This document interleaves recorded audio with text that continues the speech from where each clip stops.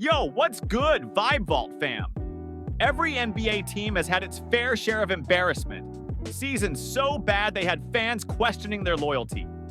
Some teams got wrecked by injuries, others made boneheaded trades, but most of them, they just straight up lacked talent and experience. And in the 2023-24 season, two franchises had their worst years ever. So let's dive into the darkest days of every NBA squad, starting with the worst team of all time, the 2012 Charlotte Bobcats. 2012 Charlotte Bobcats, the absolute rock bottom. The 2012 NBA season was shortened to 66 games because of a lockout, but for the Bobcats, it would have been better if the season didn't happen at all.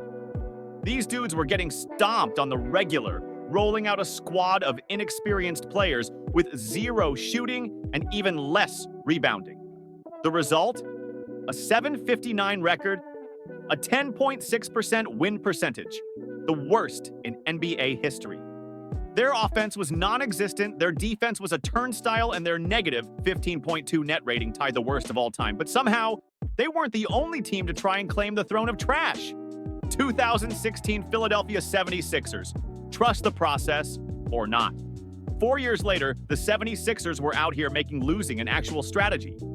GM Sam Hinkie was all about that trust the process life, tanking harder than any team in history. The 2016 Sixers went 10-72 and lost 26 games in a row, earning the number one draft pick. But even this hardcore tank job wasn't the lowest point for Philly. Nah, that honor belongs to the 1973 Sixers, who went 9-73 with 15-game and 20-game losing streaks. The process worked, eventually, but the pain was real. 1993 Dallas Mavericks, the worst decade ever? If there was an award for the worst decade in pro sports, the 90s Mavericks might take it. From 1990 to 2000, they averaged 24 wins per season and went 10 straight years without a playoff appearance. Their worst stretch? 1993, when they won just 11 games. Injuries, inexperience, and a whole lot of "who are these guys" moments made this team a walking L. To make it worse, they followed up with just 13 wins in 1994, setting an NBA record for the worst two-year stretch ever. 1998 Denver Nuggets, when the trades go all wrong. The 90s Nuggets were already struggling, but in 1998, they hit a new low. First, they let Dikembe Mutombo walk for nothing. Then, they traded Mahmoud Abdul-Rauf and Jalen Rose. The result? An 11-71 disaster. They had the worst offense and defense in the league, and their 23-game losing streak was the longest ever at the time. It took drafting Carmelo Anthony in 2003 to finally get back on track. 1987 Los Angeles Clippers. The league's biggest joke. Before Lob City and Steve Ballmer's takeover, the Clippers were the NBA's laughingstock for 40 years.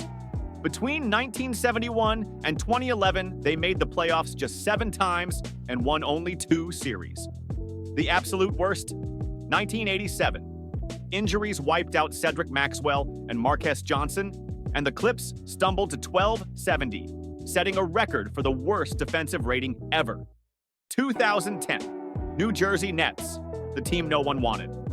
The Nets have always been the Knicks' little brother, but in 2010, they weren't even that. Their best player was Brook Lopez, and the rest of the squad? Full of bench warmers forced into starting roles. They started the season 0-18, won just 3 times in their first 43 games, and finished 12-70 after firing 2 coaches. Absolute disaster. 2024 Detroit Pistons, a modern-day nightmare. The most recent addition to the NBA's Hall of Shame, the 2024 Detroit Pistons. These dudes lost 28 straight games, tying the process-era Sixers for the worst losing streak ever. They were so bad, they almost became the worst team of all time, but somehow managed to finish 14-68. And they did it while paying Monty Williams $13 million a year to coach them into oblivion. 2024 Washington Wizards, the Jordan Poole comedy show. The Wizards tied Detroit's 14-68 record, but unlike the Pistons, they weren't even trying to be good. Their best player, Jordan Poole, who had more Shaqtin' a Fool appearances than actual impact. Their other star? Kyle Kuzma, who was more focused on his outfits than winning games. Washington was an absolute circus, and the results showed. 2016 Los Angeles Lakers, Kobe's farewell tour, and nothing else. You'd think the Lakers' worst season happened decades ago, but nah, it was 2016, Kobe's last year.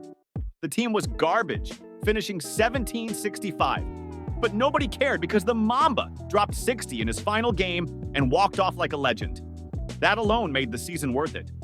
2015, New York Knicks, Melo, and Amar's failed era. Knicks fans have suffered for most of the 21st century, but 2015 was a special kind of pain. Coming off a 37-win season, the Knicks thought they could turn it around. Instead, Carmelo got hurt. Amare's knees gave out, and they finished 17-65. This was one of the many times New York looked like a lost franchise.